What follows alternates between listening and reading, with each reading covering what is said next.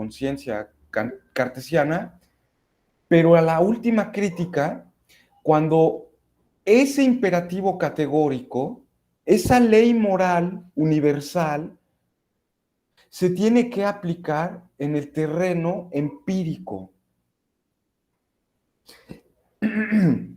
Miren, aquí hay un problema bien interesante sobre el que quiero llamar su atención. Hay un texto de Kant, digamos, para tener un poco la idea de cuál es el sentido de la crítica del juicio o la crítica de la capacidad de juzgar. Hay un escrito de Kant que se llama sobre una idea, claves para una idea de la historia universal en clave cosmopolita.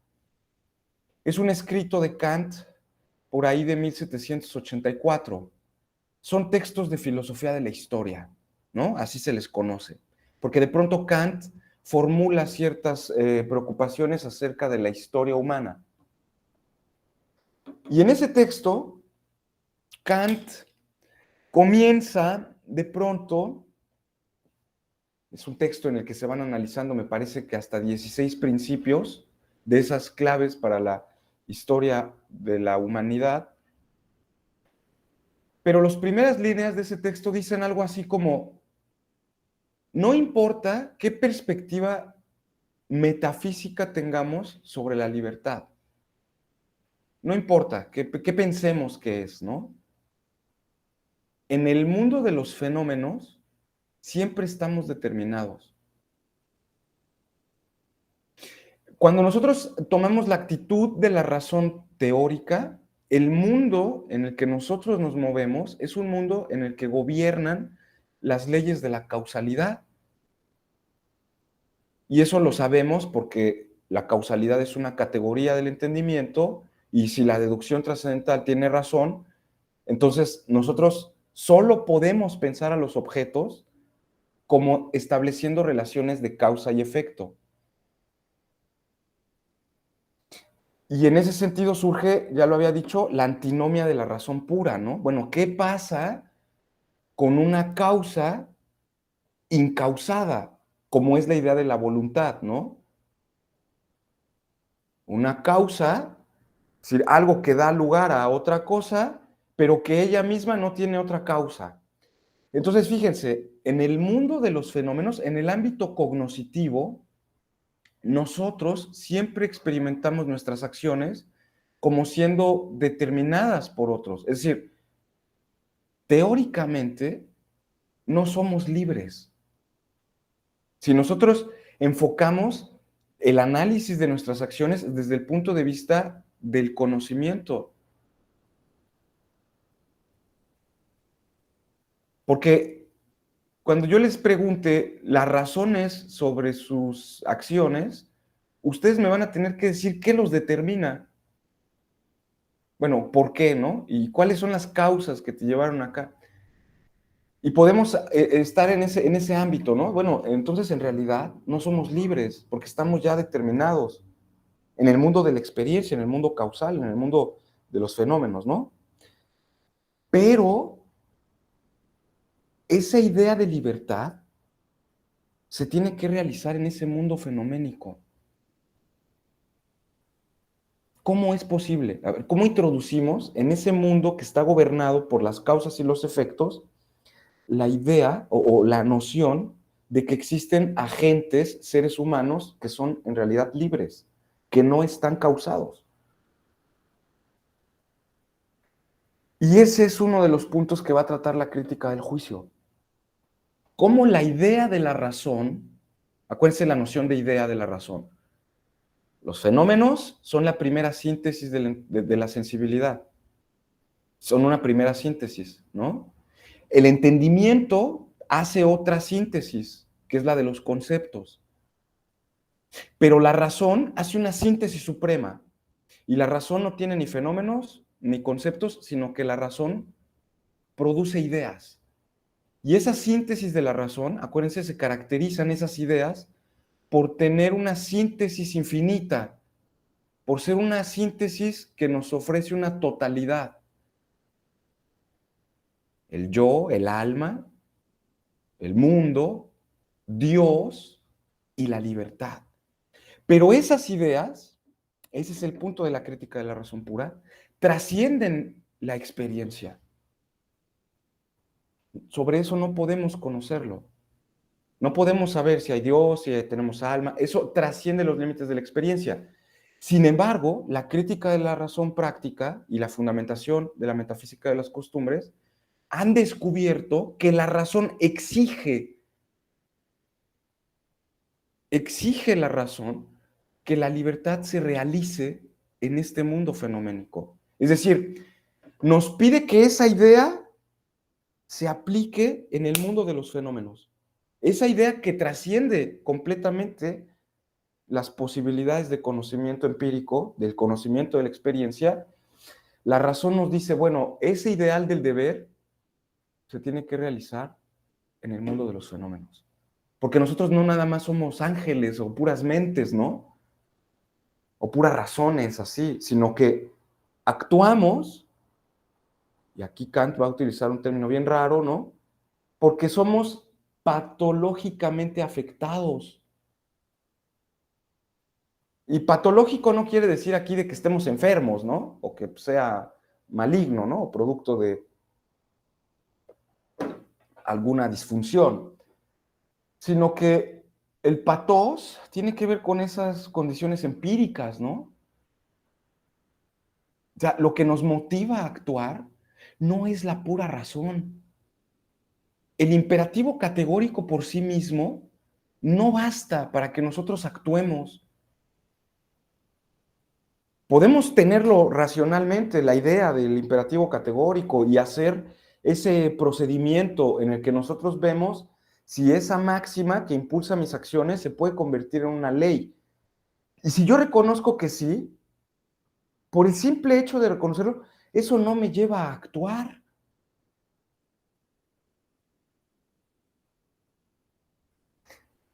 La motivación para actuar no viene de la propia razón.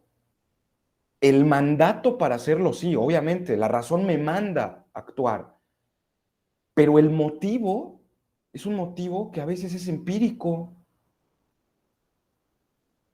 Mis motivaciones empíricas, ¿por qué voy a actuar de cierta forma?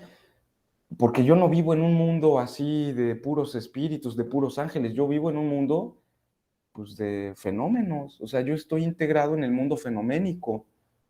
Ese yo debo no es el mundo de las ideas de Platón, ese yo debo es el mismo yo pienso que está en el mundo de la causalidad y es ahí donde debe resolver su libertad.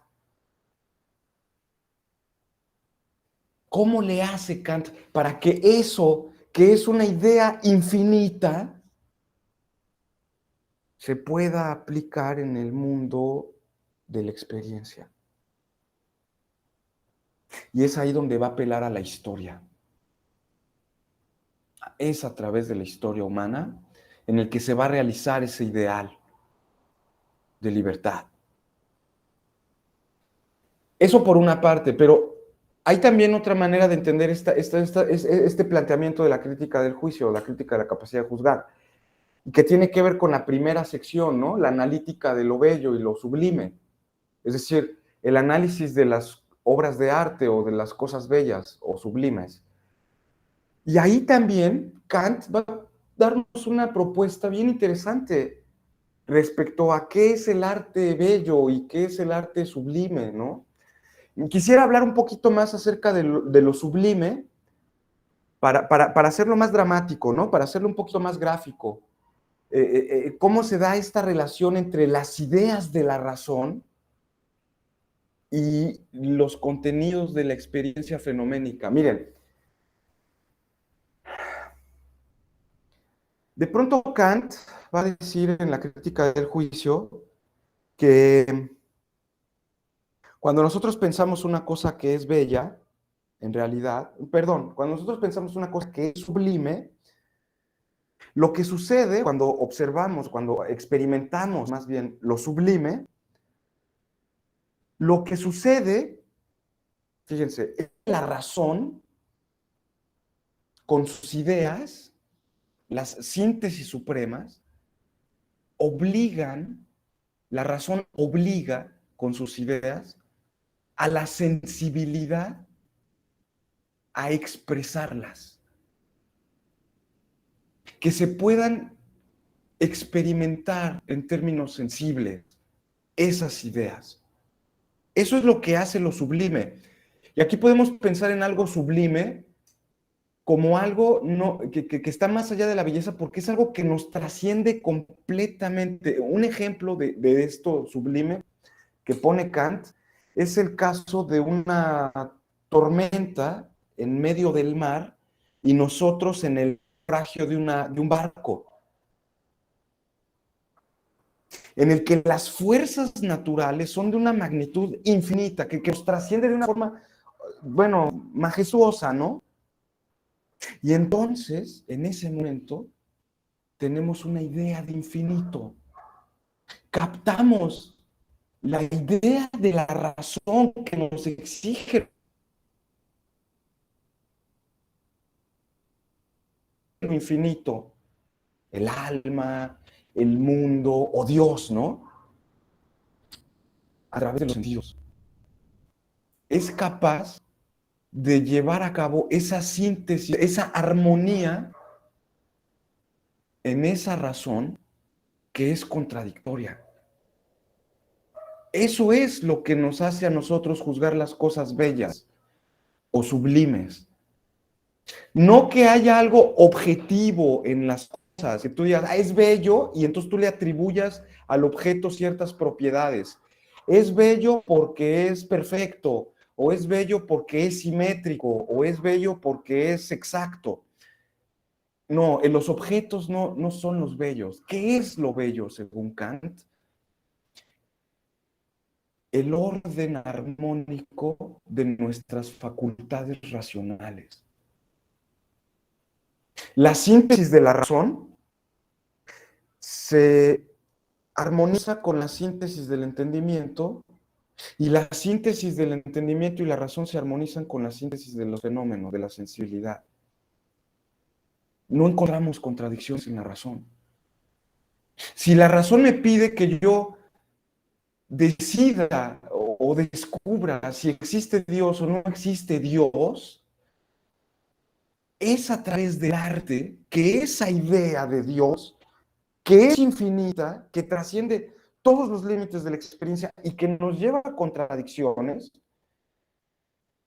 en donde podemos expresarla.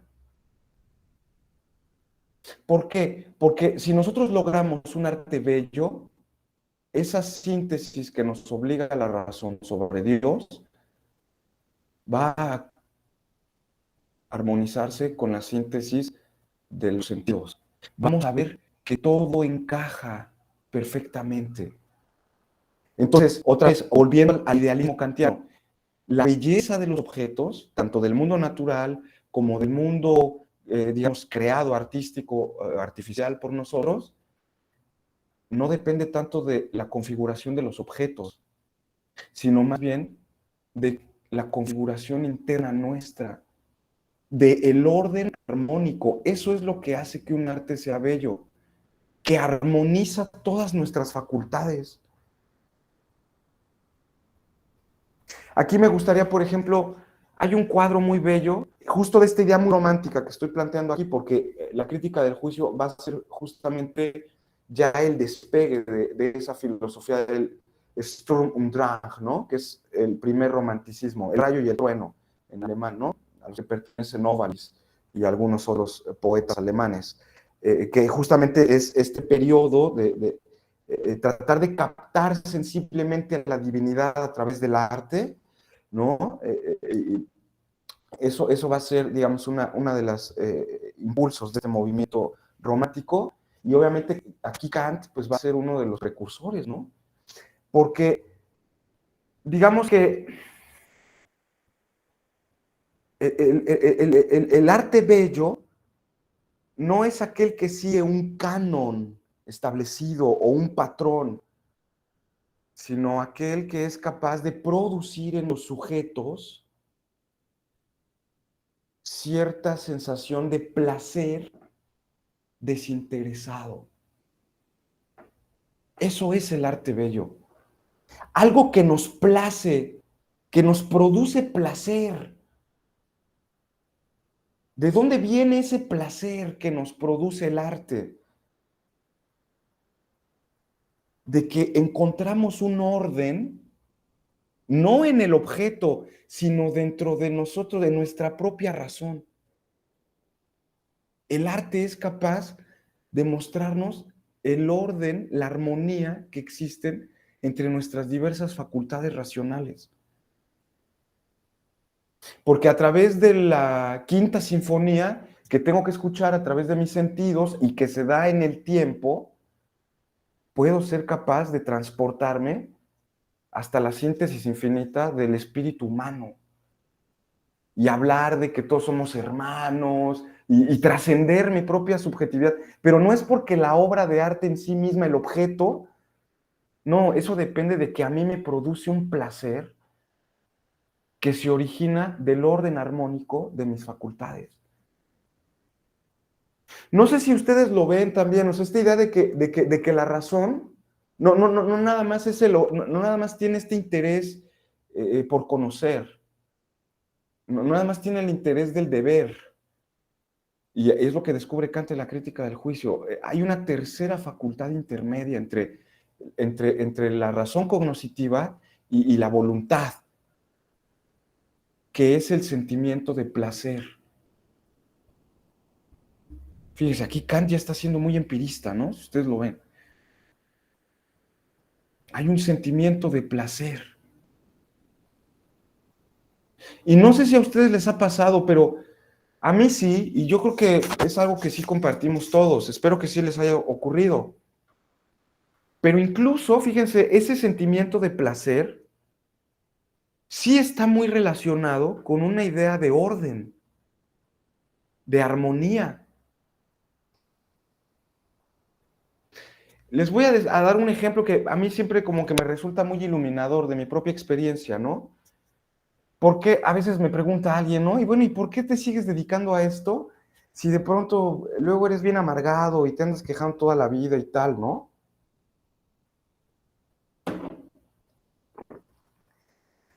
Y como que la respuesta más honesta que le pude yo dar a esa persona era, es que no sé, a lo mejor para ti es muy raro, pero a mí me produce un enorme placer, por ejemplo, leer la crítica de la razón pura, y a pesar de que no entiendo nada de eso, en las 800 páginas que tiene ese libro, encuentro al menos 20 que son así como una isla de claridad en medio de todo un océano de pura confusión. Y el hecho de encontrar un orden en la filosofía de Kant me produce una enorme satisfacción, me produce un gran placer el hecho de decir, ¡ah! Entendí lo que estaba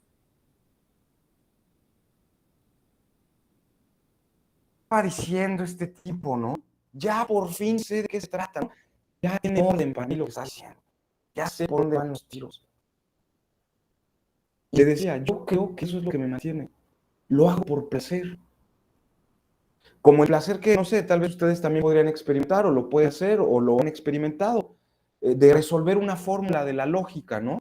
Muy difícil, está muy complicado de hacer los choricitos estos de las conectivas y los cuantificadores y todo, pero llega un momento en el que agarras la onda, sabes cuáles son las reglas y pum, y de plano yo me acuerdo que cuando estaba yo estudiando, hasta me relajaba a resolver esos problemas de lógica. Estaba yo bien estresado porque en filosofía yo no entendía nada, era todo un mar de pura confusión, y llegaba yo a la clase de lógica y ya sabía cuáles eran las reglas del juego, yo ya encontraba ahí el orden, que tienen que seguir las reglas, órale, pum, pum, y me producía realmente satisfacción. Problemas de lógica que no podía resolver y al final los resolvía, ¿no? Así como un gran placer de decir, claro, ya lo tengo, o sea, el conocimiento mismo que en este caso kantiano también es una serie de reglas, es una serie de ordenamientos racionales, también produce placer. Porque digo, no sé, digo yo, este, Invité a un cuate alemán una vez allí a donde yo estudiaba, allí en Iztapalapa, y lo pones al alemán aquí, ¿no? En medio del periférico y de enfrente de todo pues esa distorsión visual que es Iztapalapa, ¿no? Una calle y enfrente de la calle un poste y árboles, y bueno, todo, todo, todo. Hagan de cuenta como una especie de escenografía de cine expresionista alemán de principios del siglo XX, así tus calles todas, una cosa así que a mí me pone los pelos de punta, ¿no? Y mi cuate, fascinado, decía, no, hombre, qué bello, ¿no? Ahí está. Dice, pero ¿cómo a este cuate le puede parecer bello? Porque bello para mí, pues Nueva York, ¿no? Pues claro, porque pues ahí la Quinta Avenida, pues esa Quinta Avenida es todo derecho, desde el Upper East Side hasta Rockaway Beach, así como 20 kilómetros, una calle que es todo derecho. Y es la Quinta Avenida y nunca cambia de nuevo. Ahí encuentras el orden cuadriculado, ¿no? Entonces ahí, a ver, pum, pum, pum, ahí sí ves una ciudad ordenada, ¿no? Ah, perfecto. Ver las calles y todo me parece fabuloso. Sí, porque yo mi idea de orden, pues es un poquito así, ¿no? Y realmente eso me produce placer, no cambio llegar aquí a la central de abastos de Iztapalapa, donde están todos los camiones pasando unos encima de otros, pues, ¿qué orden yo puedo encontrar ahí? Ninguno, ¿no? Ninguno, al contrario, lo que quiero es salirme de ahí, ver otra cosa, porque pues entre tanta gente, entre tanta muchedumbre y que unos pasan y otros vienen, y el sonido, ay, no, no, no, qué horror. Sí, pero el orden de lo que es bello no depende de los objetos. A mi cuate le pareció bellísimo Iztapalapa y a mí me parece bellísima Nueva York porque pues sus calles son cuadriculadas y ahí no hay pierde, ¿no? Y pues es una gran ciudad y lo que sea, sí hay tráfico y todo, pero pues no es lo mismo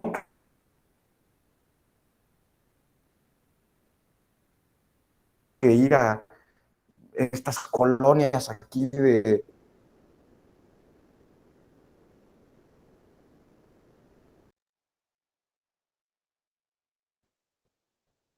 A ver, ya volví, ¿verdad? Ya volví, híjole, bueno, bueno, a ver, aquí estamos de nuevo. Este,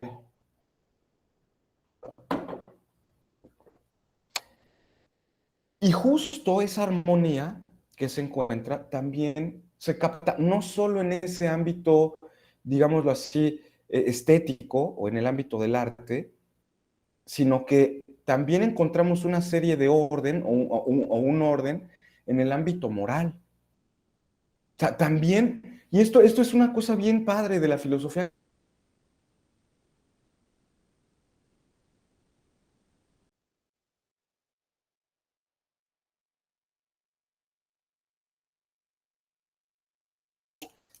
Que pues, negaba los sentidos en la moral, ¿no? Porque pura razón. No, también el hecho de realizar el deber nos da satisfacción, es placentero. No sé si a ustedes también han tenido esa experiencia ética, ¿no? De realizar el deber, cumplir con su deber y sentir placer al hacerlo,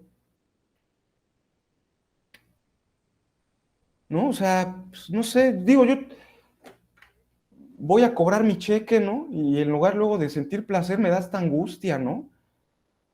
O sea, realmente estaré desquitando yo mi sueldo. Yo digo, ay, Dios mío, ¿no? ¿Habré cumplido yo con mi deber? ¿O nada más estoy viendo yo la cara a todo mundo, ¿no? Soy un farsante, ¿no? Pero cuando haces algo que es tu deber y lo haces bien y lo haces no por la recompensa, sino porque hacerlo es algo que es racionalmente válido, yo creo que sí gana cierta satisfacción. O sea, sí es satisfactorio, ¿no?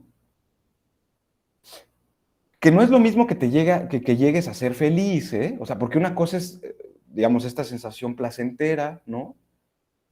Y otra cosa es la felicidad. Pero el deber también, O sea, actuar conforme al deber también nos puede producir una gran sensación de placer. Porque acuérdense, en la crítica de la razón pura, la facultad que domina es el entendimiento. Las pretensiones cognoscitivas de la razón no pueden rebasar los límites del entendimiento. Hasta ahí se queda. La razón, bueno, ya eso es toda la dialéctica, ¿no? La lógica de la ilusión, etcétera. Entonces, en la crítica de la razón pura, la facultad que gobierna es la facultad cognoscitiva intelectual del entendimiento. En la crítica de la razón práctica, la facultad que gobierna es la voluntad, la libertad de la voluntad. Y en medio de esas dos está la sensación de placer y de displacer. Entre la facultad del entendimiento, de la razón, y la facultad de la voluntad de la razón, está la facultad de discernir, la capacidad de juicio, la Urteilskraft.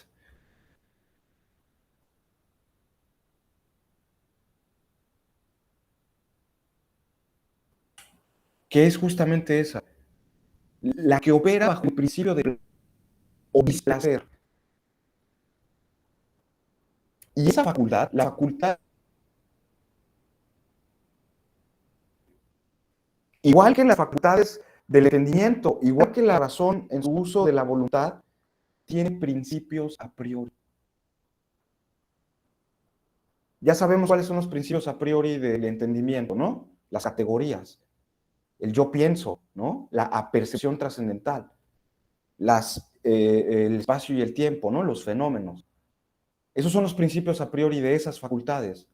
El principio a priori de la voluntad, el imperativo categórico, la idea del deber. Ese es el principio, ¿no? Si no, si los seres humanos les quitamos el presupuesto de que son agentes capaces de darse leyes a sí mismos, entonces olvidémonos de que hay moral, ¿no? Acuérdense, esa es un poco la idea del imperativo categórico, ¿no? Kant no está inventando las reglas morales. Kant no me va a decir qué es lo bueno y qué es lo malo. Ahí está lo bueno y lo malo. Ahí están los códigos de conducta. Ahí están las maneras de vivir. ¿Qué es lo que hace Kant en el ámbito de la razón práctica? Igual que en el de la razón pura, descubrir los presupuestos del lenguaje moral. ¿Qué presupone cuál es la condición sin la cual no podemos hacerle sentido a la idea de que hay algo que es bueno, de que hay algo que es malo, de que hay algo que es correcto, de que hay algo que es incorrecto? Porque así habla la gente, ¿eh? O sea, véanlo, salgan a la calle.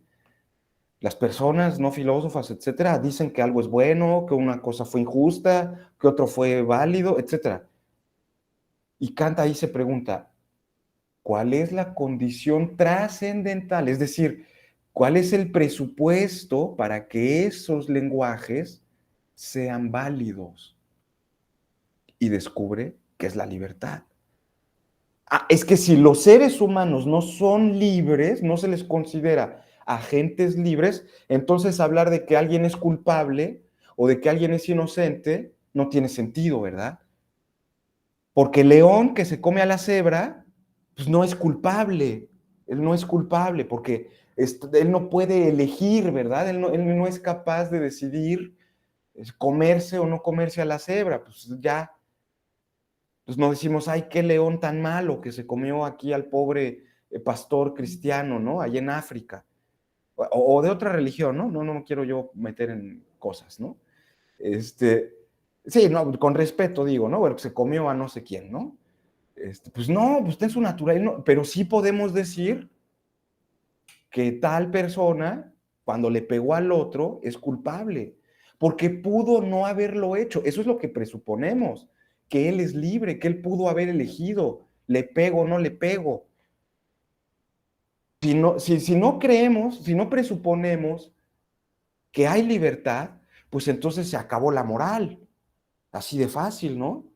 Como ya les ponía yo el caso, ¿no? Pues a mí me van a echar la culpa de ser un alcohólicazo, pues para nada, yo no lo elegí, ya estaba en mis genes, ya, pues ya, pues ahí salió el biólogo, mi material genético, y entonces ya no pude elegir, casi, ¿no? Pues estaba ya inscrito en mi alma, ¿no?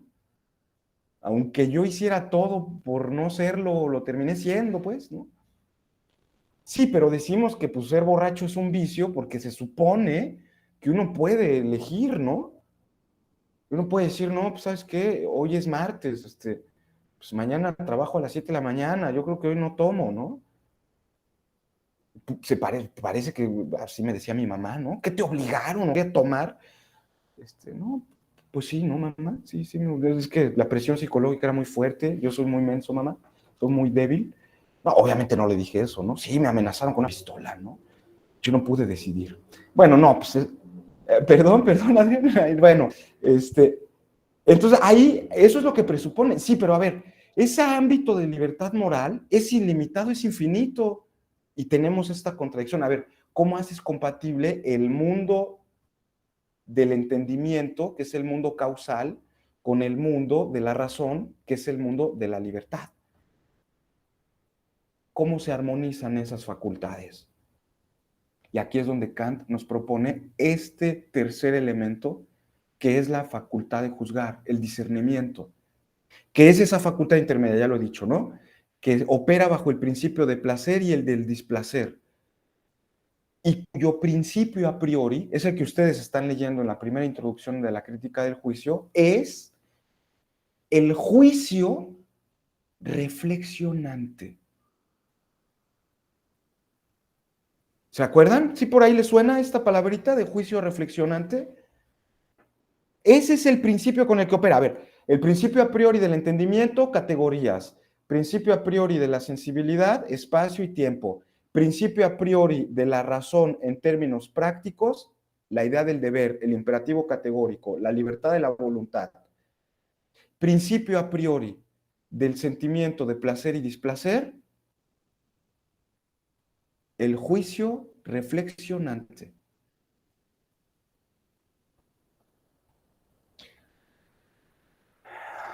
¿Sí le suena esa palabrita de juicio reflexionante?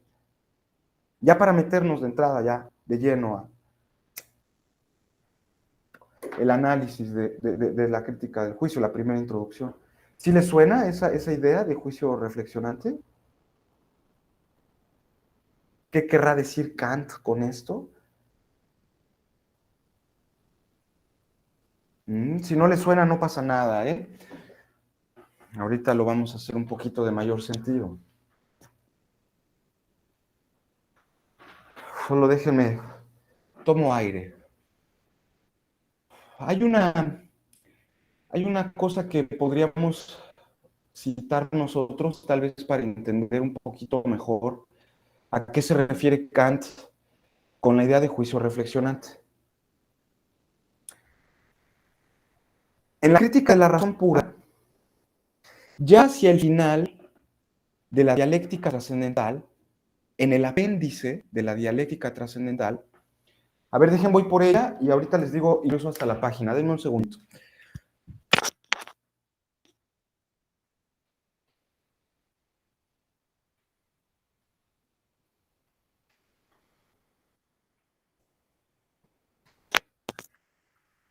Les decía, ya en la dialéctica trascendental, una vez que Kant ha analizado todas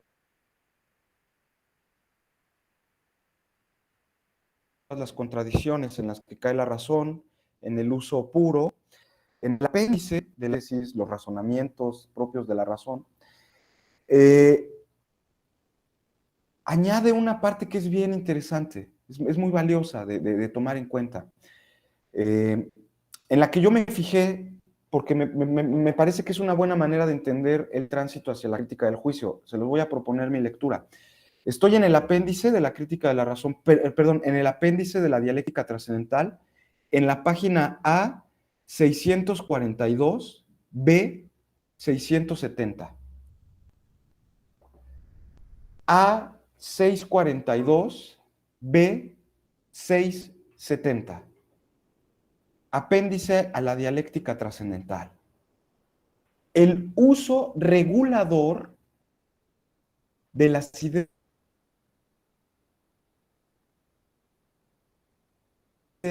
de la razón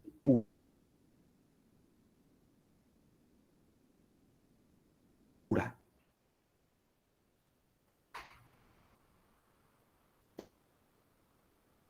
Este apéndice es muy... Dos elementos, dos maneras, ¿no?, en las que la razón puede operar en el ámbito del conocimiento, en el ámbito cognitivo. Y dice él, existen ciertos principios racionales que determinan, que son determinantes de los objetos. Estos principios racionales que determinan a los objetos, ya sabemos cuáles son: espacio, tiempo y categorías. Porque a través de ellos es que podemos pensar e intuir objetos. ¿Se acuerdan? Esos principios son constitutivos de la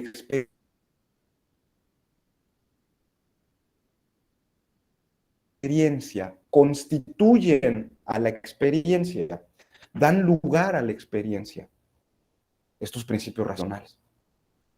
Pero hay otros principios que no constituyen a los objetos, que no tienen un uso, digámoslo así, constitutivo de objetos, sino que más bien tienen un uso regulativo de nuestro conocimiento.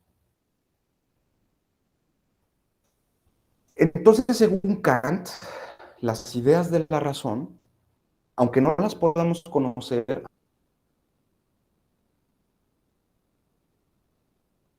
aunque nos lleven a contradicciones, cumplen un papel en el conocimiento. Y ese papel es el que nos permite regular nuestras investigaciones. No constituyen objetos de conocimiento, pero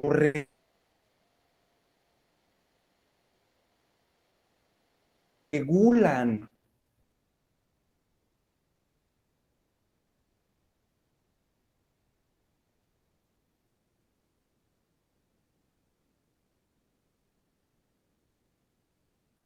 nuestras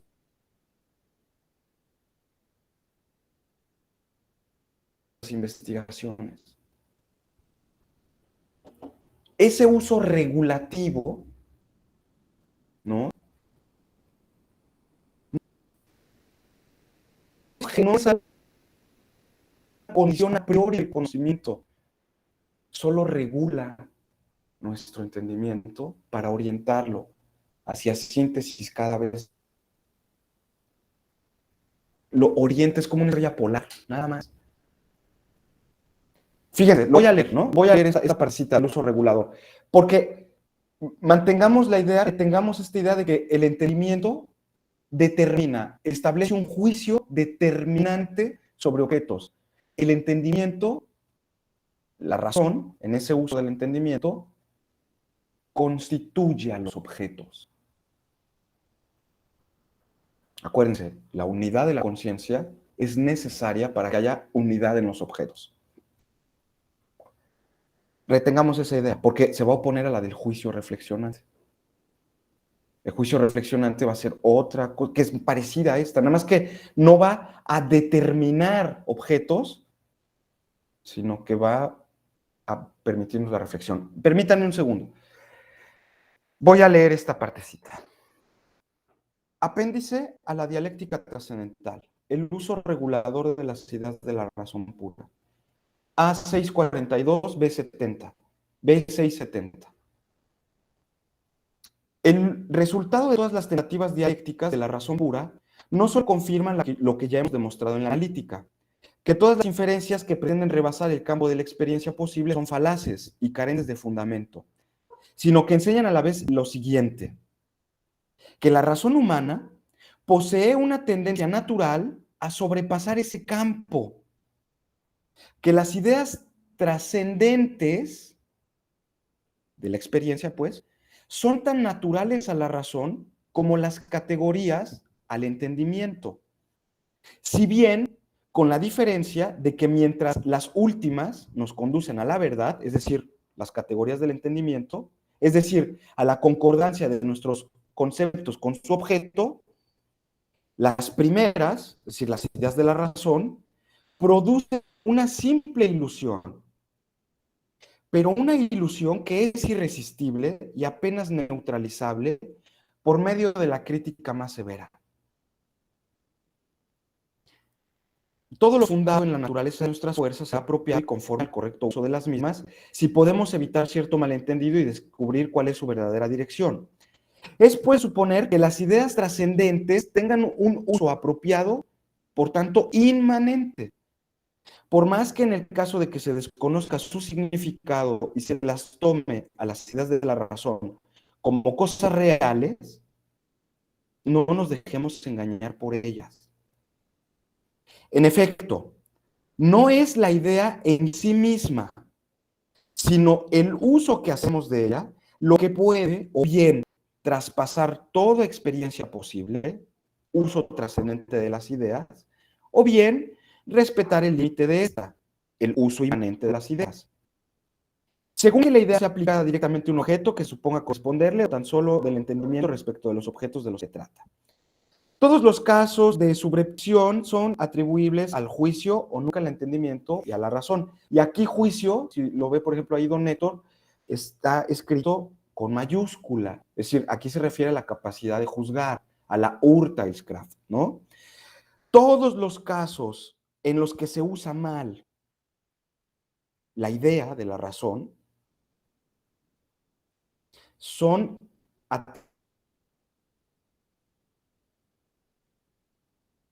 atribuibles a la capacidad de discernir. ¿Qué es lo que hace entonces la capacidad de discernir? Es la mediación entre las ideas infinitas y la experiencia inmediata. Ese es el discernimiento. Y entonces, en este caso, la capacidad de juzgar lo que hace es darle un uso o trascendente a esas ideas, es decir, que trasciendan los límites de la experiencia o que sean inmanentes a la experiencia. Entonces, la que se equivoca en la dialéctica no es la razón, porque la razón por naturaleza quiere trascender los límites de la experiencia. Pero el entendimiento tampoco se equivoca al juzgar. El que se equivoca es el juicio, la Urteilskraft, el discernimiento. ¿Qué discierne este juicio? ¿Qué es lo que analiza este juicio? Esta capacidad de juzgar, este discernimiento. El uso que le vamos a dar a esas ideas en la experiencia.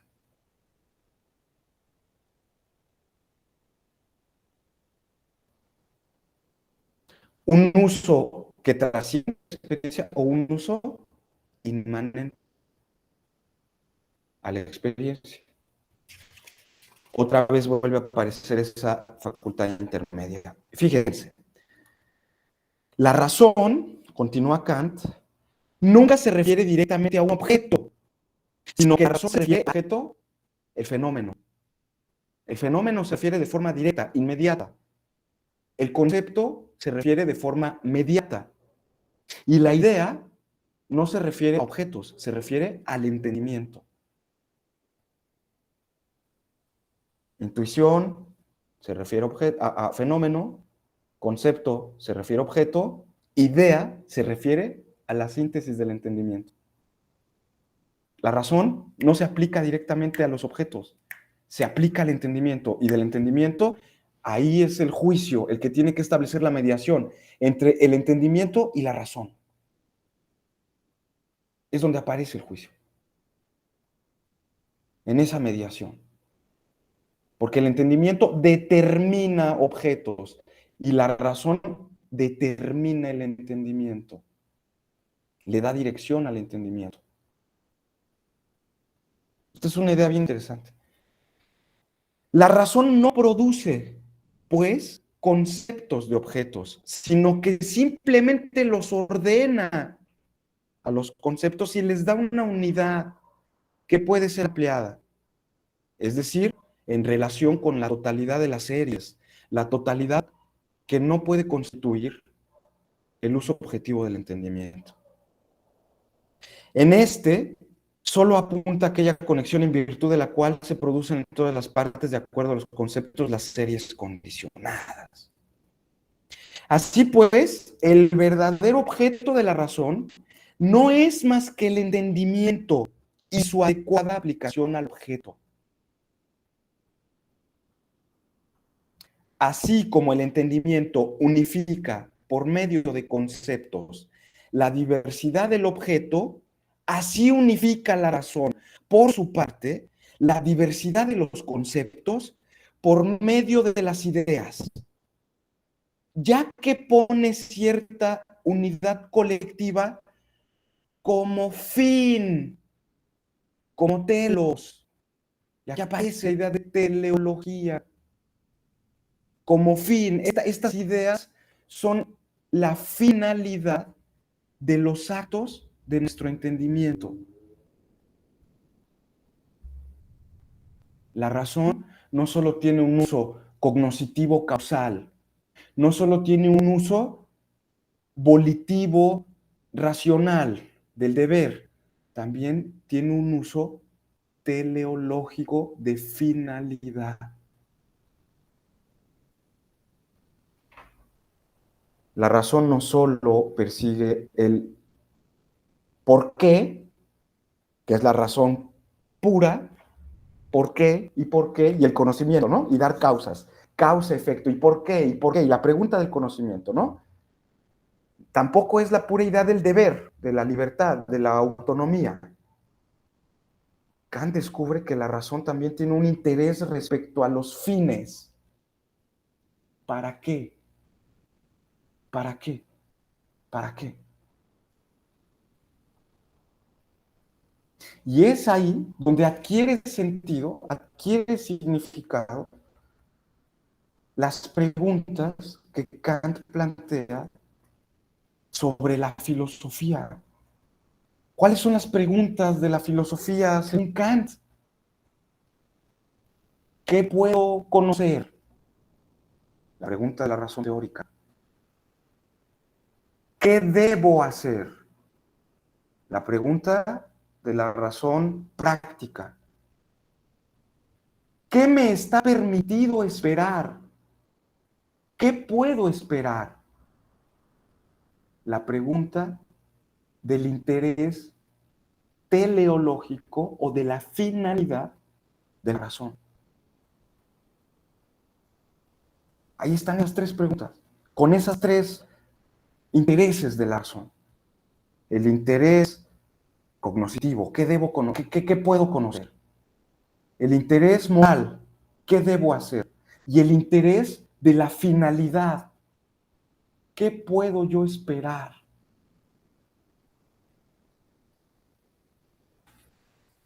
Estas ideas, estas preguntas, según Kant, ¿no? Digo ya nada para cerrar esta cita de Kant, se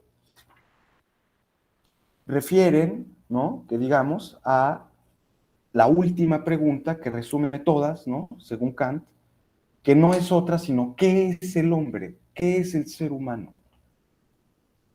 Según él, en esas tres preguntas, ¿qué debo hacer? ¿Qué puedo conocer? ¿Y qué debo esperar? ¿Qué me es lícito esperar? ¿Qué puedo yo esperar? Se resumen en la pregunta, ¿qué es el ser humano?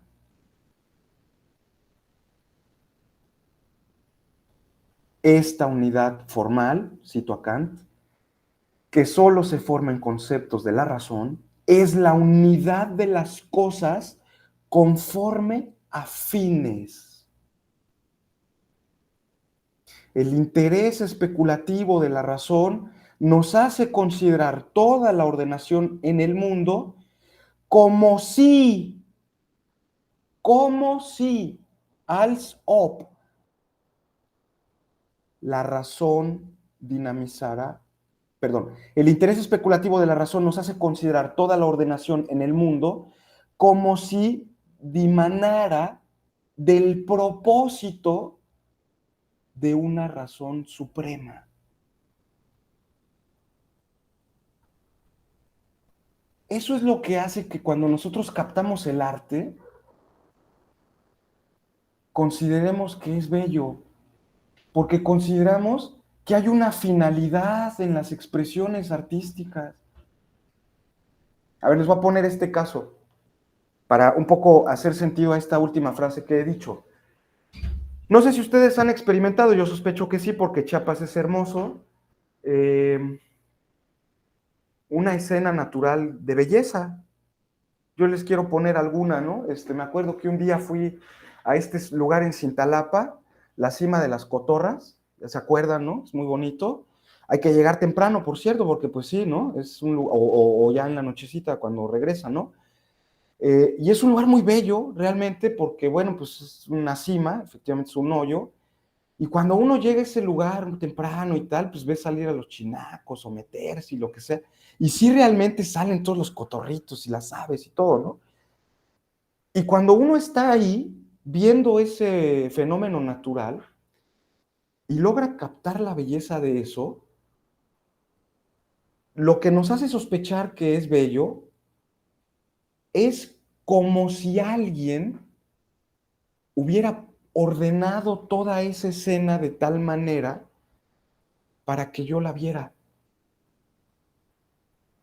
Todo se ordena de tal manera, ¿no? El mundo tiene un orden tan hermoso, pero ese orden no es un orden causal, no es el orden de la causa y el efecto, es un orden como si Dios, como si una inteligencia, como si la naturaleza hubiera querido que yo viera eso en aquel momento.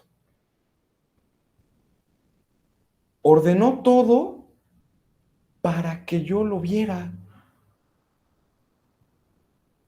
Cuando vemos el arte, no el arte, ¿no? Sino estas imágenes de belleza natural, es inevitable pensar que la naturaleza tiene cierta intencionalidad. Lo puso aquí para mí. Vean la belleza, por ejemplo, digo, no sé qué tan sensibles sean en eso, pero de las insectos, ¿no? Incluso aunque las cucarachas sean horribles, ¿no? Pero pues, seguramente algo de bello deben tener. No sé qué, pero pues, piensen en algún insecto que sea bello, ¿no? Ya no pensamos al mundo natural nada más en causa y efecto. Cuando yo veo al mundo en el orden de la naturaleza, es como si la hormiga supiera, ¿no? ¿Cuál es la ramita que debe llevar a su casa, ¿no? La naturaleza empieza a tener un orden de finalidades, de fines.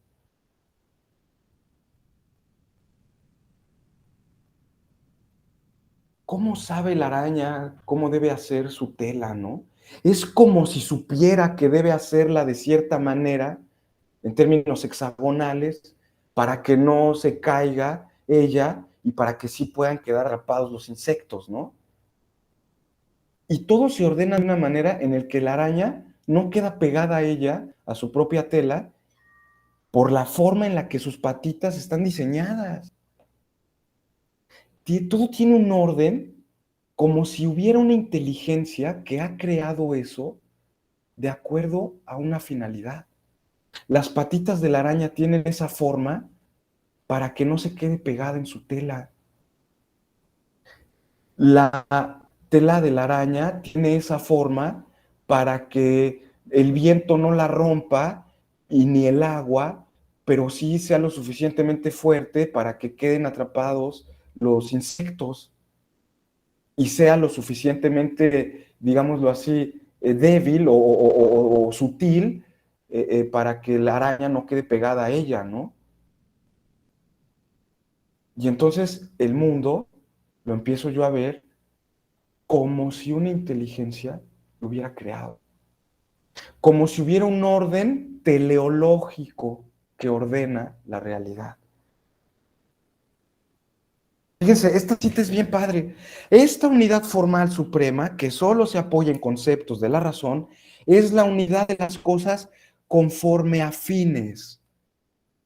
El interés especulativo de la razón nos hace considerar toda ordenación en el mundo como si dimanara del propósito de una razón suprema. Dios quiso que yo viera este atardecer, por eso me puso este sol aquí frente al mar, ¿no? Hermosísimo. Porque todo cuadra, ¿no? O sea, todo es perfecto, todo se ordena de una manera tal, la que parece como si Dios o la naturaleza o el cosmos o una inteligencia superior tuviera un orden de finalidades.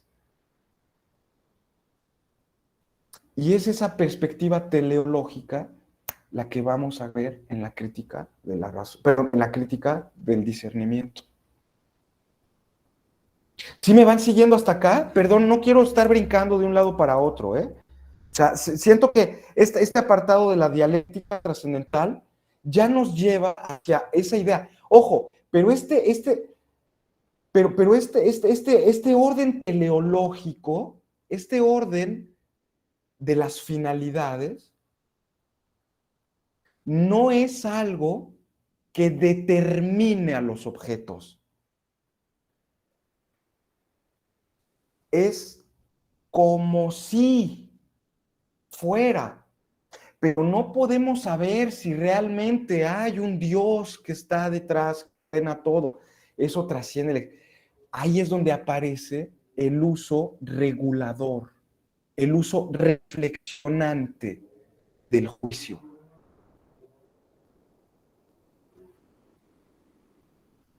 Porque las ideas de la razón no determinan cómo es la realidad. Lo que nos permiten es un punto a través del cual nosotros pensamos la naturaleza como si fuera un sistema de fines, como si tuviera un ordenamiento teleológico. Pero realmente es así, eso no podemos saberlo.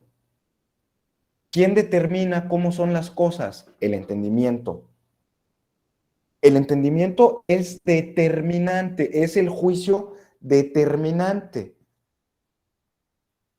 ¿Por qué determinante? Porque es el entendimiento el que nos permite captar los objetos, es el entendimiento el que hace a los objetos de conocimiento.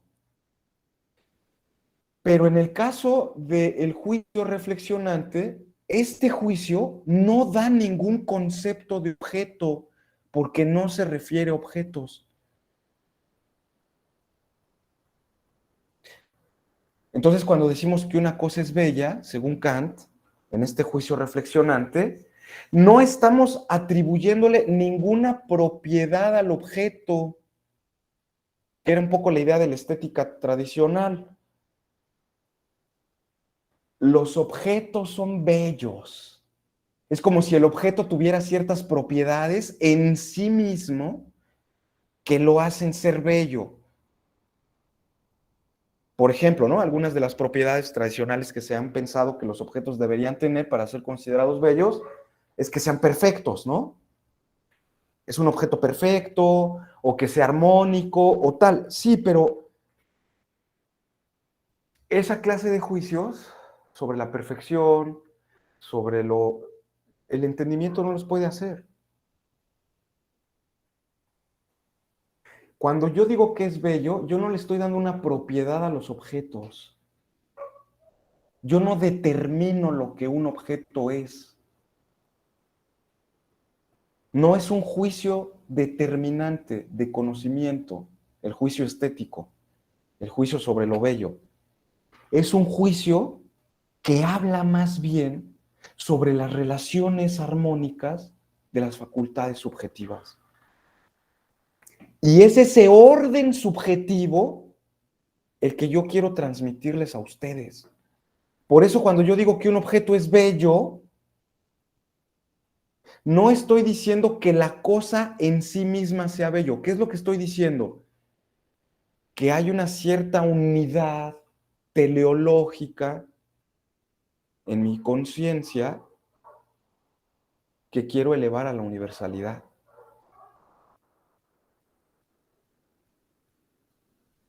pero esa unidad siempre es subjetiva.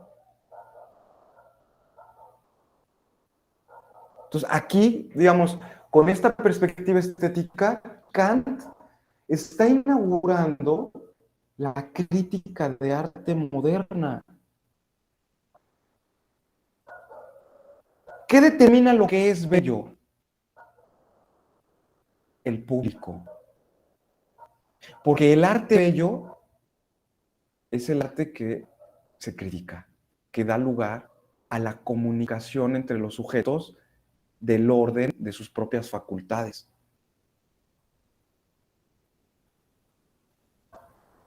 De pronto, esta estética kantiana también podría ser como una especie de introducción a una teoría del arte moderno, porque el arte antiguo, digamos, estaba basado, su ideal de belleza, particularmente en la idea de imitación. Entonces, el arte bello, en el mundo antiguo, digamos, en la estética antigua, lo que hacía era conocer el orden objetivo de la realidad e imitarlo. ¿Se acuerdan de la idea de Platón, no? De por qué había que correr a los poetas de la ciudad. Según él, en la República, ¿no? Había que correr a los poetas de la ciudad, había que desterrarlos, porque los poetas, ¿no? Se guiaban bajo el principio de la mímesis, de la imitación. ¿Y qué es lo que imitaban los poetas, según Platón? Pues las imitaciones de las ideas, que es el mundo de los fenómenos, ¿no? Entonces, según él, para Platón, los poetas, ¿no? Hacen ficción de las ficciones. Porque acuérdense que este mundo material y este mundo que nosotros percibimos y tal, para Platón es el mundo de las apariencias. El verdadero mundo es el mundo de las ideas. ¿Y qué es lo que hace el poeta? Imitar las apariencias. ¿Y qué son las apariencias? Pues una imitación de las ideas, ¿no? Entonces, pues doblemente chafas, porque imitan la imitación. Fuera, ¿no? Bueno, Aristóteles no es tan duro con los poetas, pero sí también mantiene esa idea, ¿no? De que el poeta lo que tiene que hacer es imitar el orden natural. Eso es lo que hace un artista en el mundo antiguo. Conocer objetivamente el orden cósmico e imitarlo. ¿Qué es lo que hace el artista contemporáneo? Piensen en un Pablo Picasso. Bueno, yo aquí les pongo el cuadro de las señoritas de Aviñón. No sé si lo han visto, siempre lo cito, porque es un cuadro que cuando yo lo vi por primera vez, me llamó tantísimo la atención porque pues es el primer cuadro de la historia del arte, la primera pintura, yo diría, en el que los senos de una chica son representados de forma triangular, ¿no? Pues, han visto los cuadros, son unas mujeres desnudas, ¿no? Las señoritas de Aviñón, son unos cuadros en los que están así. Entonces uno ve así tres chicas, ¿no? Y de pronto dices, bueno, este cuate, pues ¿de dónde se sacó su rollo ese de que las chavas tienen las boobies triangulares, ¿no? O ya no quiero citar a otros artistas más contemporáneos, ¿no? Entonces, el principio del arte moderno ya no es la imitación del mundo natural. Ahora es más bien la creación, ¿verdad? No imitación, sino creación. Y entonces cuando yo voy a una galería de arte y veo un cuadro de expresionismo abstracto tipo Jackson Pollock, puros rayones y no sé qué tanta cosa y tal. Y me quedo yo para fregar y digo, bueno, ¿y esto qué? ¿Cuál era la intención del artista? ¿Qué es lo que quiere decirme el artista? ¿Qué quiere transmitirme a mí con todo esto que está aquí, este batidillo? Pues quién sabe, ¿verdad? ¿Quién sabe? Pero si yo percibo en esos cuadros un orden, el orden no es un orden objetivo, es el orden que produce ese arte en mis facultades. Y ese placer que produce, yo lo quiero comunicar con los demás. Por eso yo cuando veo un Jackson Pollock y le digo, ese objeto es bello, lo que yo estoy diciendo no es, este objeto tiene la propiedad de ser perfecto o de imitar adecuadamente la naturaleza, no. Lo que yo les estoy diciendo a los demás es, cuando ustedes experimenten este cuadro, van a sentir el mismo placer que yo he sentido. Eso es lo que vuelve bella las cosas. Y por eso yo tengo que dar razones de por qué digo que es bello.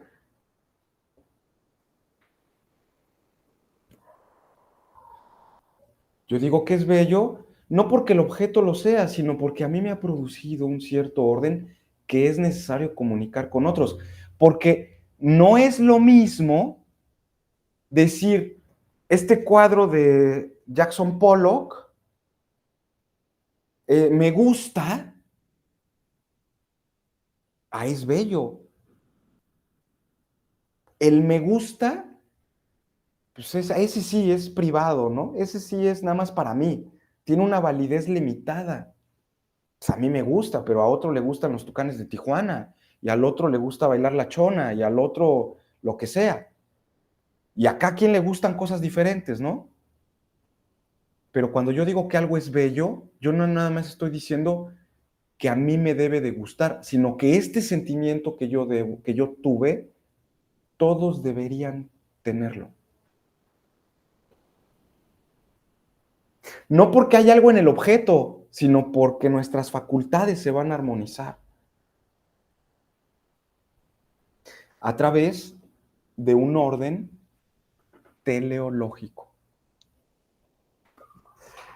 ¿Me van siguiendo? ¿Me van siguiendo? Sí, ¿qué tal? ¿Qué les ha parecido este recorrido? ¿Qué les ha parecido este recorrido de la crítica, del pensamiento de Kant hacia la crítica del discernimiento? ¿Cómo vamos? No se me perdieron por ahí? No, maestro, está muy claro la, la conjugación que hace, pues, para discernir en la crítica del juicio en cuanto a unir la teoría y la práctica, ¿no? Eh, yo aquí tomé notas de algunas cosas que me llamaron la atención. Porque dice que pues el entendimiento, que son las reglas, facultades del conocimiento, y luego la facultad de determinar de lo particular por medio de lo general, una Ujú, deducción a partir de los principios, que es la razón. Y ujú, luego en la parte intermedia empieza, viene la capacidad de juzgar, que es de lo particular en lo general, que es el juicio que se emite, pero para lo cual debemos tener la teoría y la práctica para poder emitir un juicio. así es, así es. También me llamó mucho la atención sobre las leyes de la naturaleza, ¿no? Que pues encontramos ahí el entendimiento, la intuición, que pues es lo teórico, ¿no? Y luego la ley de Ujú, la libertad, que es la razón, que es la, la crítica de la razón práctica, y pues que viene a ser lo mismo que dije anteriormente, eh, el juicio, ¿no? Que es como algo intermedio, ¿no? Dice que el juicio no es autónomo, porque no aporta conceptos como el exacto. entendimiento, ni tampoco aporta Por eso no es ideas como la determinante, razón. por eso el juicio no es determinante, perdón, don Héctor, por eso el juicio no Sí, es determinante, porque el juicio no aporta conceptos sobre objetos. Cuando yo digo que algo es bello, yo no estoy aportándole un concepto al objeto, yo no lo determino al objeto. El juicio no es autónomo, perdón, don Héctor, justamente porque el sí. juicio depende del entendimiento y de la razón. Depende del entendimiento porque claro, o sea, al transmitir esa capacidad subjetiva, yo necesito un concepto, pero ese concepto, que es la belleza, no es algo que esté en los objetos, es algo que depende del orden armónico de las ideas de la razón con el entendimiento y la sensibilidad. Cuando uno ve una obra de arte bella, lo que está viendo, eso es lo que vieron los románticos, por eso el romanticismo se agarró de la crítica del juicio. Percibes a Dios sensiblemente. Eso es el arte bello, el arte sublime. Percibir la idea de lo eterno, de lo completamente trascendente en la sensibilidad. Claro, pero no determinas, ay, Dios sí existe, no, es como si existiera ese orden, porque el que determina es el concepto, es el entendimiento. Perdón, don Héctor, muchas gracias, sí, adelante, adelante. Bueno, también en la cuestión de lo material y lo formal, ¿no? Que dice que lo material es la lógica que se ocupa simplemente de las formas del pensamiento en un sistema de reglas. Y lo formal, que es la parte real, que toma objetos sobre los cuales se piensa, ¿no? La parte racional por los conceptos. Dice que la filosofía teórica es igual a la filosofía de la naturaleza y la filosofía práctica es igual a la filosofía de las costumbres. Bueno, es lo que anoté. Sí, a la moral, ¿no? A la cuestión que tiene que ver con la moral. Y fíjense, efectivamente, digamos, el propio Kant en sus escritos, en sus reflexiones, cuando está formulando por primera vez la crítica de la razón pura, él divide sus investigaciones en dos niveles. Él dice que por un lado está la metafísica de la naturaleza, que es justamente este interés del cognoscitivo, ¿no? Y por otro lado está la metafísica de las costumbres, que es justamente el interés práctico, ¿no? Muy al principio, estamos hablando de 1780, ¿no? 1781. Kant está pensando que su sistema está compuesto de estas dos partes. El sistema de la razón es la metafísica de la naturaleza y la metafísica de la moral. Y ya casi cuando está a punto de cumplir 80 años, ya una edad en la que uno dice, bueno, ya estás básica para morirte, descubre que hay un tercer elemento. También está la metafísica del sublime, de lo bello y la historia. Que viene justamente, otra vez con un poco mi ejemplo arquitectónico, a construirse en la bóveda, el muro de la metafísica de las costumbres, del muro de la metafísica de la naturaleza, y la cúpula, la bóveda, lo que las une es la metafísica del arte, de lo bello, de lo sublime y de la historia, ¿no? Creo que si tenemos un poco eso, hemos completado de cierta manera una imagen general del sistema del idealismo trascendental de Kant.